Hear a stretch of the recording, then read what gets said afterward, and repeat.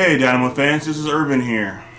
I'm sitting here twiddling around on my new GT amp. This one's called the GT-120x.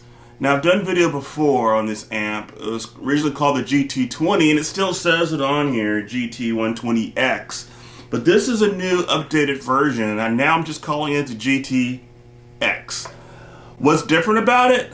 I redid some things on it. I redid the power section. I redid some of the gain sections, upgraded some components, changed out some stuff to make it more universal, make it cleaner.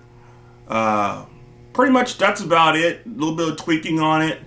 The first versions of it sounded great, but this new version I put more room in there to allow me to put a little bit different variety of components to give a little bit different tone. So that's pretty much it.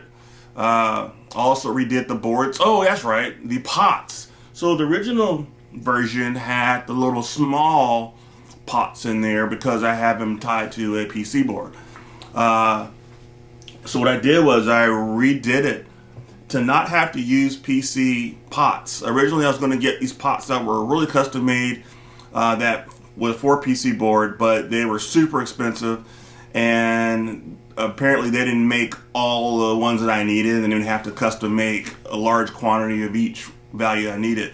So what I did was I like using the regular Clarostat style, the RV4 military spec type pots, and why not use them in a PC board version? So what I did was I redesigned the boards to allow the actual tabs from the full-size slots to slide in, and then I was able to solder them in there and make it to where now I have full-size mil-spec pots in there, and that's really cool. Sounds better. I like those pots. Anyway, why PC board? This is the only amp I do that has a PC board like that. It's different. Allows me to do some different things where try to avoid noise or whatever else. Other amps, we wire to wire, so you have all these wires going everywhere, and it's just the different ways of doing it. But anyway, this particular amp uses a PC board on the pots, and it now has full-size pots, non-PC board pots that are in there, which is pretty cool.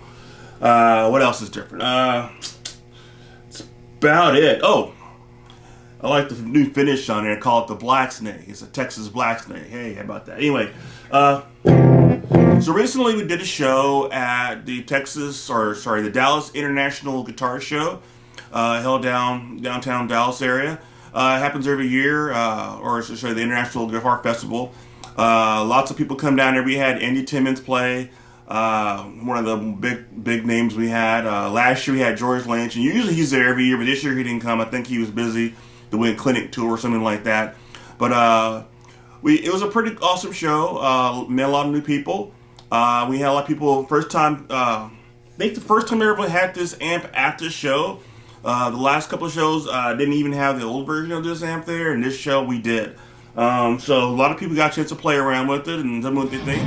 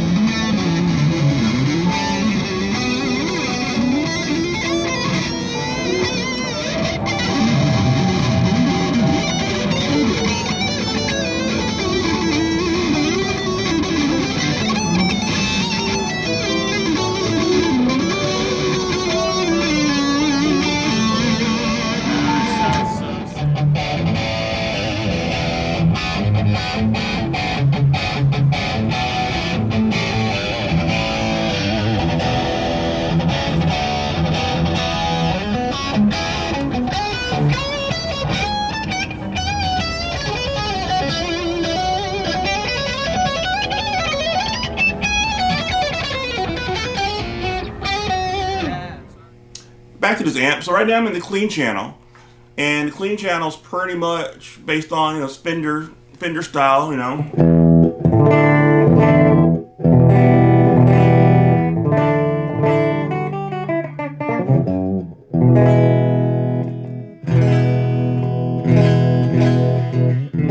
And right now I have everything set to noon. So presence and depth, the clean channel, the bass, mid, and treble, and gain, it's all set to noon. So that's what you're getting.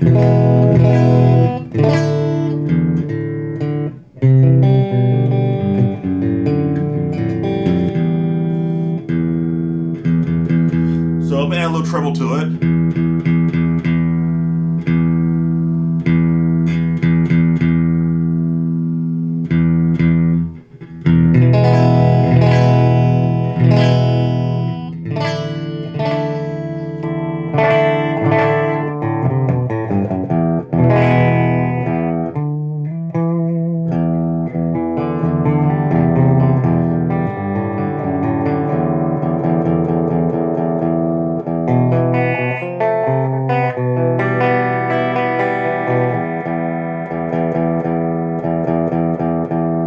Presence.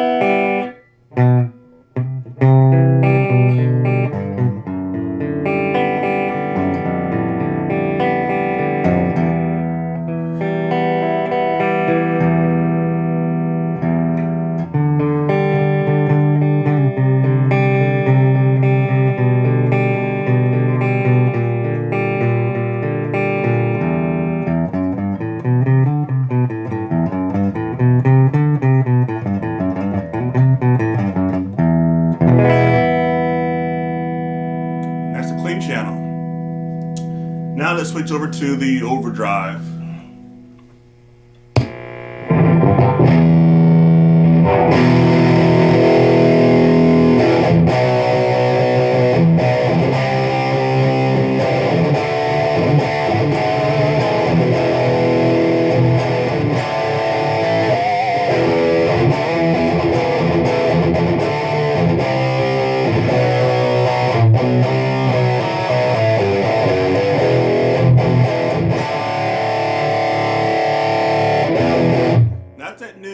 Again, that's at gain at noon, bass, treble, and mid are at noon. So let's play with it a little bit and tweak it.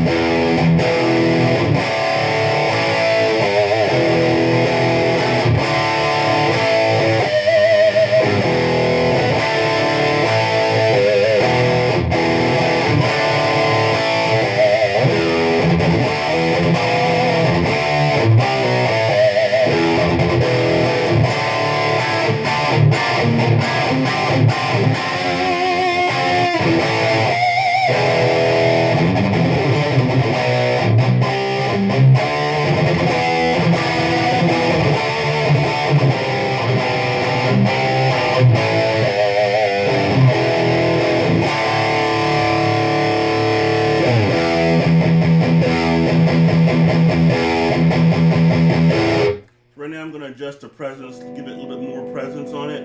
And I'll explain on this amp before on the 120x older version. The way I have this presence set, it adds more of a higher end presence, but it also kind of like it works kind of like a tone knob, like you would like in a guitar, where you kind of bring it up. It kind of brings up more of the mid frequencies also.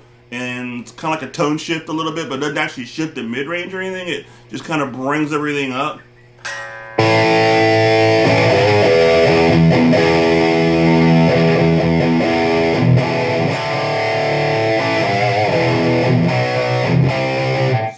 true presence, whereas we're used to the word presence usually on Marshall style or any of the tube type amps. When you add presence, usually that's more of the feedback loop, and it adds more of a sizzle on the high end, and then the depth is more of the resonance, giving you more of the low end.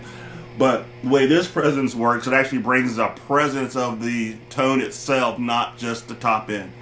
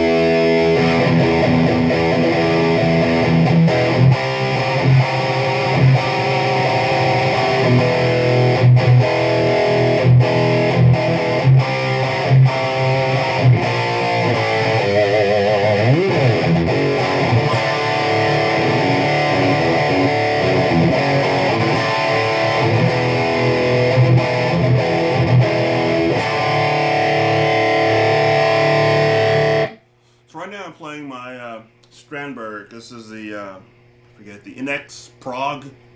It's actually my travel guitar, so I really play this usually when I'm in a hotel somewhere on the road or visiting family, or wife goes to the casino, we spend the night, I bring this. Pretty fun guitar, love the way it sounds, looks cool, sounds amazing. And I love the fan frets. But anyway, it sounds killer through this bit.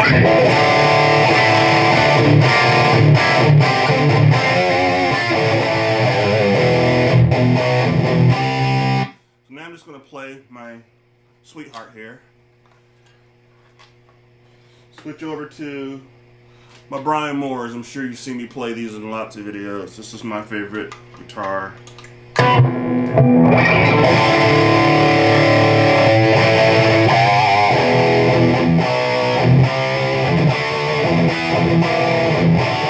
if you're not familiar with this guitar, I have 3 of them.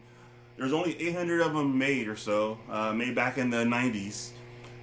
It's neck through body, has a full carbon fiber backing to it. It's chambered, it's hollow in the center, it has like AAA maple top on it, JB humbuckers. Signed in the back by Brian Moore himself, and the serial number. I have 3 of these, and my first one's the blue one I play a lot of. That one's all tricked out for heavy metal. Has the active pickups in it, and it's really just kind of a showpiece. I don't play it as much anymore because it's most for metal, and you know, I like playing this one because for some reason this one just sounds perfect with the pickup combination. I'm not a JB fan pickup wise, but for some reason that pickup sounds the best in this guitar, and it's just wicked. And then I have another one that I have custom shop Seymour Duncan pickups in there, also the JB bass set. It sounds killer. I don't play that one much either. That one's my newest one, and I kind of like just keep it. It's an emerald green. But anyway, just so you know about my guitars, I play them in pretty much all the videos I do, and if you ever see me at a show, usually I'll have this one or one of the other ones. But anyway, check this amp out. Like I said, I'm going to be doing more of these now. I've changed that some to, about the amp. So, the spec wise, this amp is 120 watts.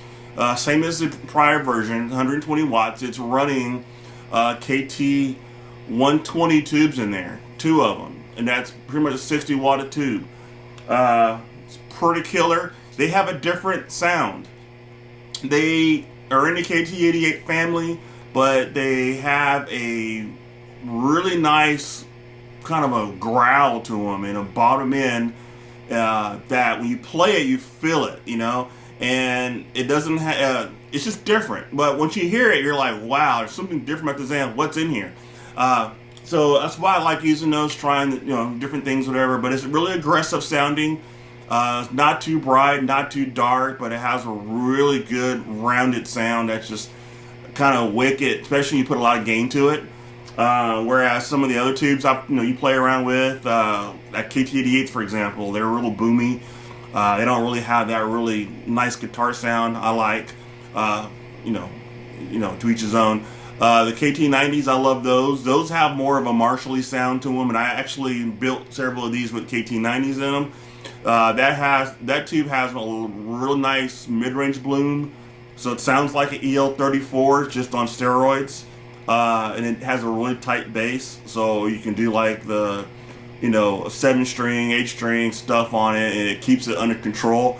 This has a really deep bass, but it's also very tight also, and it has a lot to do with the transformer that's in there. Right now, this is running what's called a high definition style transformer, similar to what like Soldano and some other companies have run, to where it has a really nice high end and then it has a really tight bottom end. So when you do a lot of chugging, it keeps it tight.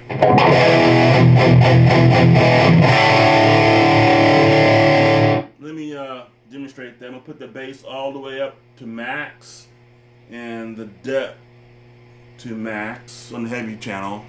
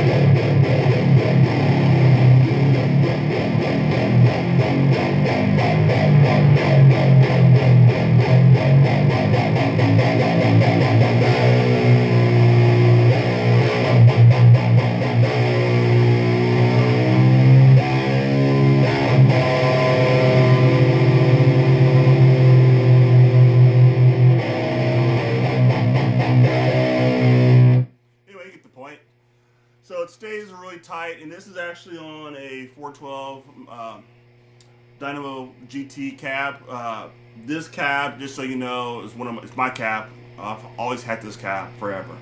Anyway, this cab has the Fane Medusa speakers in there. You can't really get anymore. It has a really nice, not dark, but it has a tone that balances out with bright amps. So if you put this with like a Marshall style or that kind of a higher end preamp, it balances out to where it gives it the right amount of darkness to the brightness to make a really round sound. George Lynch loves Fane, and those pretty much are in the same family of these type of speakers, and they kind of have that same kind of Lynch tone. But anyway, that's it, guys. So check it out. Go to the website. Again, like it says, this one I'm actually going to be listing this one for sale online and on Reverb and eBay and wherever else. Probably Sweetwater also. This is the GT120x. It's the Black Snake. This is now the new GTX version, which is the newest version I've done with this. And I'm going to start doing more of these. Oh, and one last thing, the M50X, you keep asking me for that. This is the M50X, just so you know. When I built the M50X, let me say it again. When I built the M50X, I stole the preamp gain channel out of this to make the M50X. I just put it in a 2204 type floor plan, which is the Marshall style, JCM 800 style. But the actual circuit is from this amp. Okay, so just so you know, if you're looking for that sound and you want a clean channel with a Fender clean channel on there, here you go. And switchable, I didn't change it with my switch, but it's switchable. And you have effects loop, in a full 120 watts at your disposal, and like I said, those KT-120 tubes that sound wicked. So check it out, dynamoamplification.com. Check me out on Facebook. Laters.